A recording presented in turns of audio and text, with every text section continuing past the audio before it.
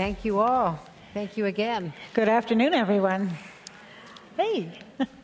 Well, so much has happened. We've heard a lot of very interesting speakers today, but there's a lot of news also happening out there today. I just came from the United Nations, and the president most likely wanted to have a victory lap, the Iran deal, the Cuba negotiations. At the same time, a very difficult meeting with Vladimir Putin, and today, with no warning, airstrikes. What can you tell us?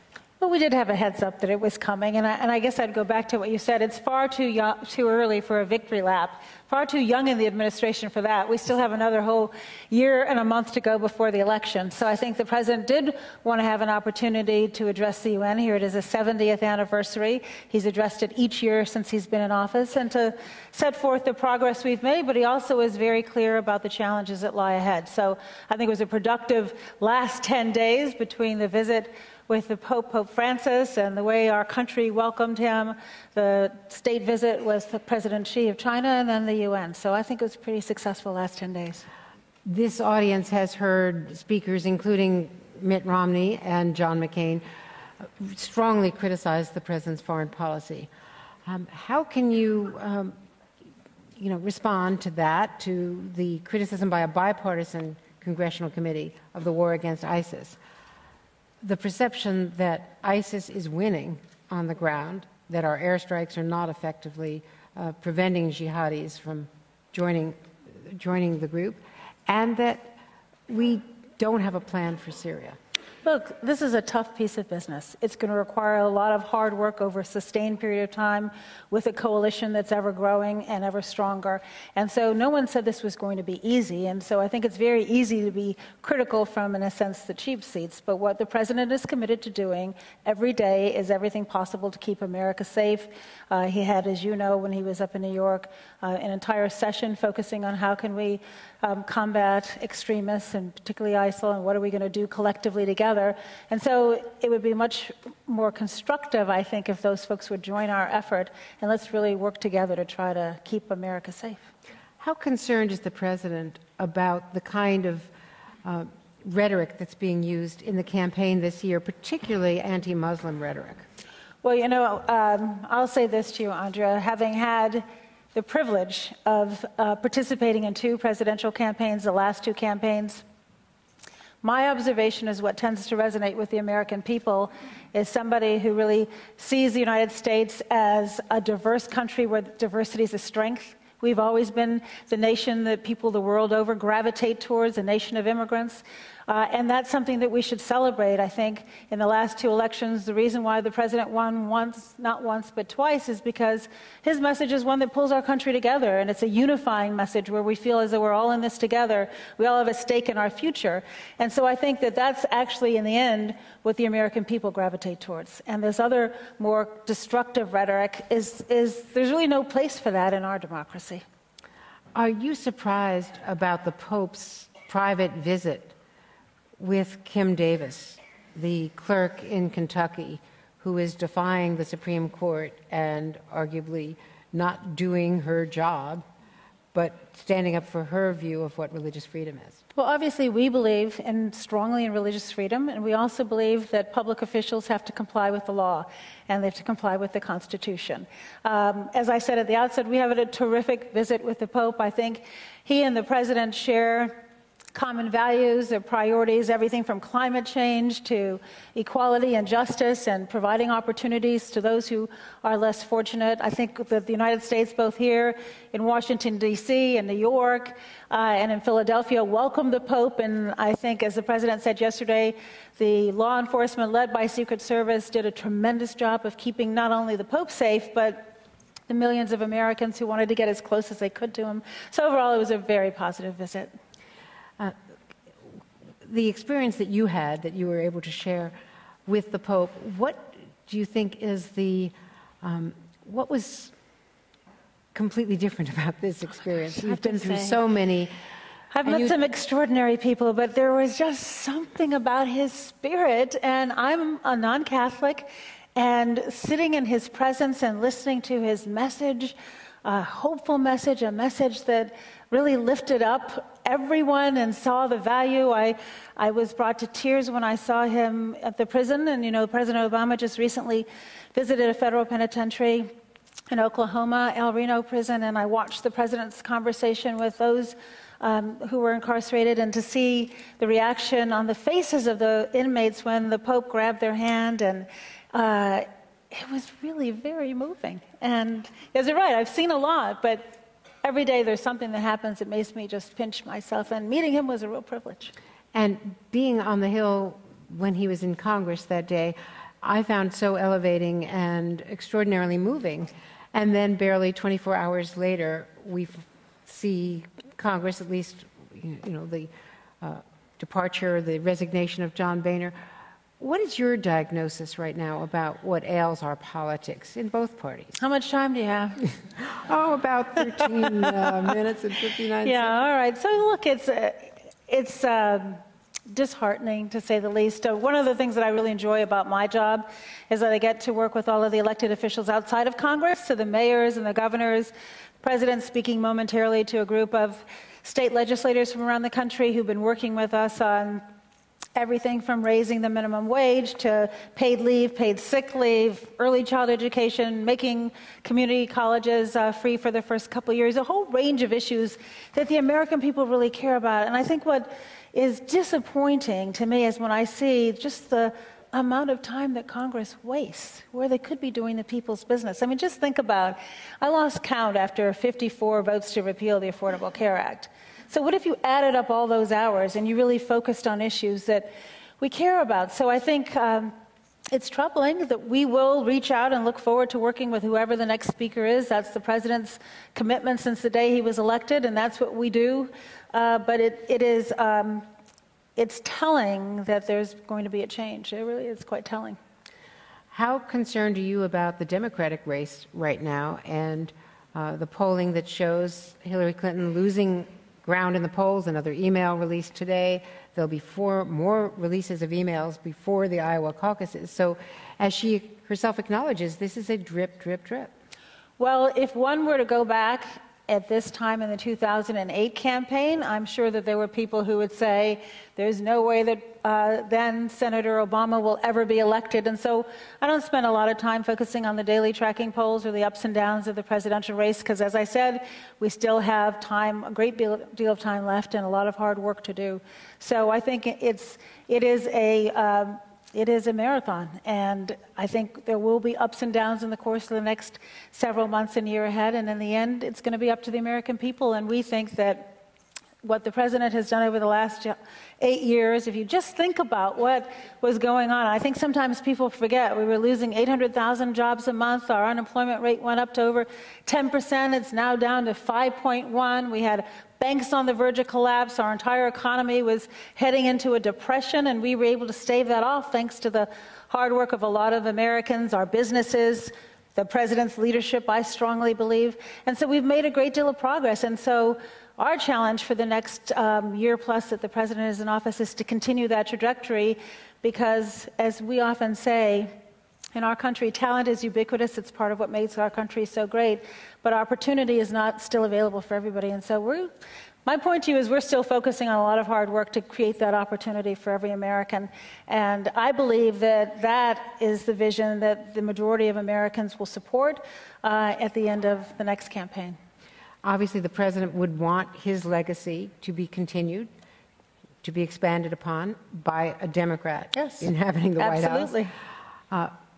According to the latest NBC News Wall Street Journal poll, the best Democrat to go up against any of the top-tier Republicans in hypothetical matchups right now would be Joe Biden, not Hillary Clinton. Well, again, you're speculating, and Vice President Biden hasn't even made up his own mind whether or not he's entering the race. So a hypothetical poll today doesn't really mean very much when you don't even know whether he's in the race. So let's see who ends up in the race.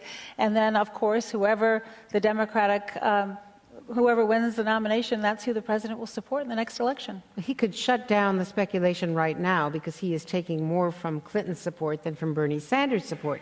He could shut down the speculation if he were ruling it out. He's clearly doing what one would do. We're talking about the vice president? The vice president.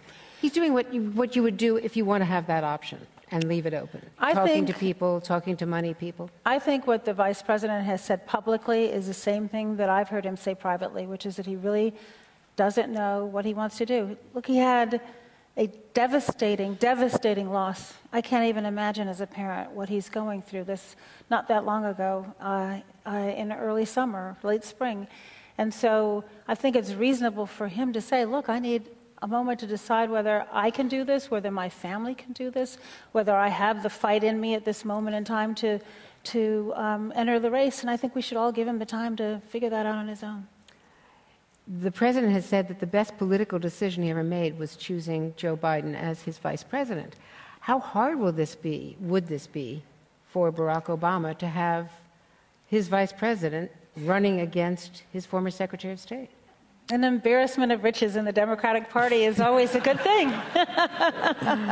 Having great candidates, I think, is always a healthy thing. So I think the president will be fine with whatever two really qualified people decide to do. It's such a personal decision. Goodness knows there were a lot of people who said to him, don't run, you could never win, and they discouraged him. So I think he believes that everybody should get to make that decision for themselves. One of the main reasons why Hillary Clinton has been suffering in the polls is this email controversy. She has said repeatedly, it was allowed, it was permitted, it wasn't the right thing to do, I made a mistake, but it was allowed. Weren't there guidelines from the White House to all cabinet secretaries? Well, yes, there were. To use government email? Absolutely. We feel, obviously, we want to make sure that we preserve all government records, and so there was guidance given that government business should be done on government emails, and that if you did use a private email, that it should be turned over. That's what she's doing as recently as you said a few minutes ago, and I think she has been asked about this multiple times, including by you, Andrea, and I think she said, look, to do it again, I'd probably made a mistake and I wouldn't do it, and she's working hard to comply with making sure that everything's pursuant to the Federal Records Act. When you look at the other side, the Republicans, what do you make of Donald Trump?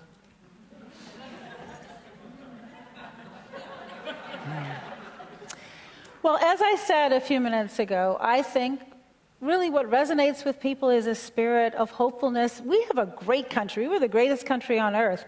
And I don't think that we should ever tear it down. That doesn't mean we don't have challenges ahead, and it doesn't mean that there isn't great room for improvement. As I mentioned earlier, there's still a lot of hard work ahead, but I think what resonates ultimately with the American people is that spirit of hopefulness and confidence and spirit that believes in this country. And I think that as we have seen in the last election and the one before that, people go up and people go down in the course of the race, and it's a long race. And in the end, the president used to say, I remember this during the primary season of 2008, his first race, he said, you know, what was great about Iowa is that you got to go around the state and lift up your hood, and people would kick your tires and find out who you really are. And I think that's what's great about a democracy. And so that's why we have a long period of time where everybody gets to really get to know one another. And I think that's what's going to happen this time. How was that? I was in New Hampshire when Donald Trump had that town hall meeting, and you're just going to keep going there, aren't you? Well, I want to ask you about that, because he did not contradict that man from the audience who was speaking offensively about Muslims in general and about Barack Obama particularly. And he said later, well, you know, the president wouldn't defend me, why should I defend him? But one recalls what John McCain did back in 2008 when a woman was similarly offensive about then Is Barack Senator Obama. McCain still in the House? I know he was here a minute ago. What he did was really, I thought, excellent. I thought it sent a really important message. And it's okay to disagree with somebody, but I don't know, you know, name calling is like something you're supposed to stop when you're much, much younger. And I think that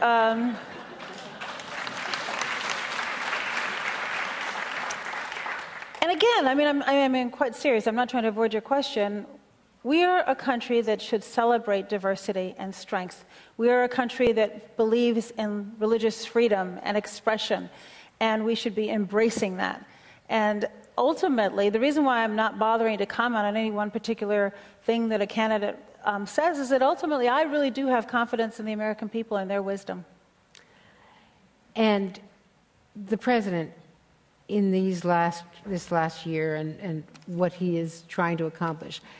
In his speech, the General Assembly, he laid out a vision on the 70th anniversary of the UN, but he sounded frustrated with the obstacles, the challenges. And if you contrast that to his speech in Cairo in 2009, one was filled with hope and change, if you will, and the speech this week seemed frustrated.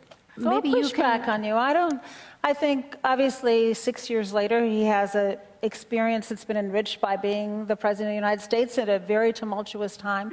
I didn't feel that he was frustrated at all. I think, in a sense, the theme that I heard when he was running for office, that diplomacy is complicated and hard, but really important, and we should engage with, we shouldn't be afraid to engage with people because they have historically been our enemies, and whether it's Cuba or Iran, I think he has proven that that bold vision that he set forth then is now coming to fruition now. So I think that it's a consistent theme.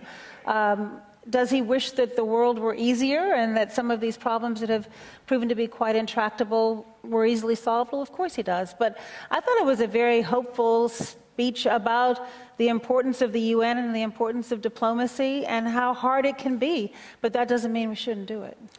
What are your hopes and his hopes for what the results, the payoff for the overture to Iran, the long, secret negotiations, the arduous task of coming up with this nuclear agreement?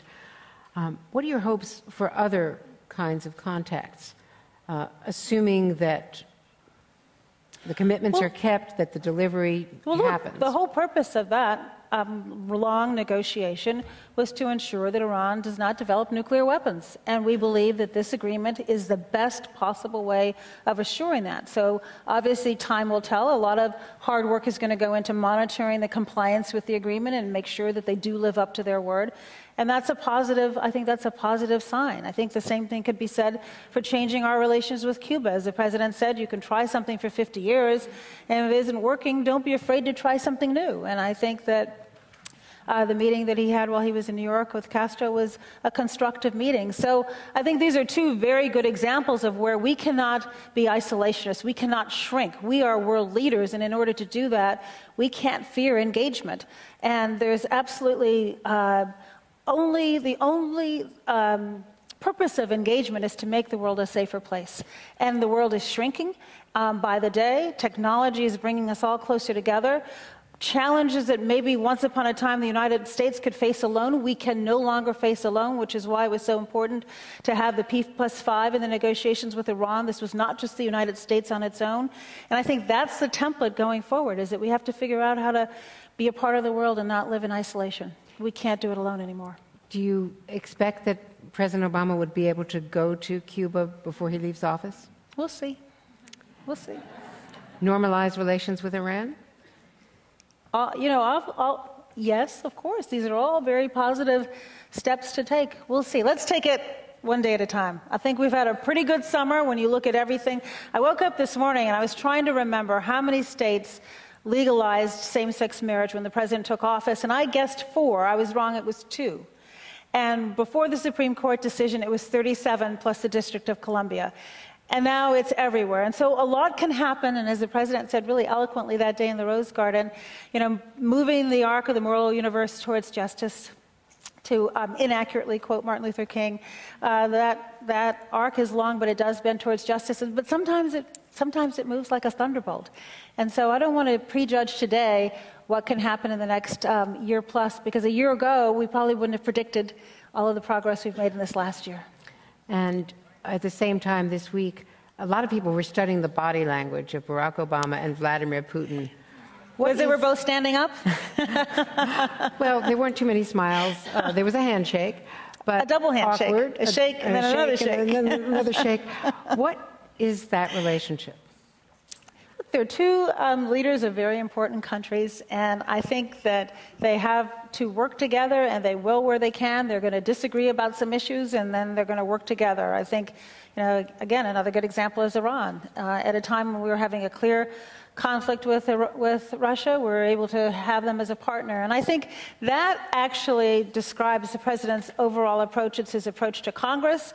Right now, hopefully, momentarily, we're going to have a continuing resolution We see very positive signs about criminal justice reform, bipartisan support in both the House and the Senate to reform a system where we're spending $80 billion a year.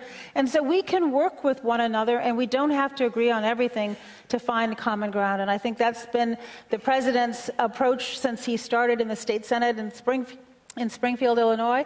And I think that that's what he did when he was a U.S. Senator, and it's certainly what he's done both domestically and internationally since he's been the President of the United States. Thank you so much, Valerie Jarrett. You're welcome. Thank you all.